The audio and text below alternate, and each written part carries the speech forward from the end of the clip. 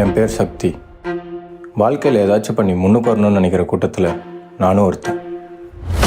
டேய், உன் வயசு பசங்களாம் வேலை வெட்டிக்கு போய் கை நிறைய சம்பாதிக்கிறாங்க. நீ கேமரான்னு சுத்திட்டு இருக்கிற. வீட்டில் உட்காந்து தண்டை சோறு சாப்பிட்றே, உனக்கு அசிங்கமா இல்லையா? கொஞ்சம் வண்டி இருந்தா போடுறா. டேய், என்கிட்ட எதுரா வண்டி? நீ வண்டி கொஞ்சம் வேண்டா. இப்பதான்டா பசங்க வாங்கிட்டு போனானுங்க.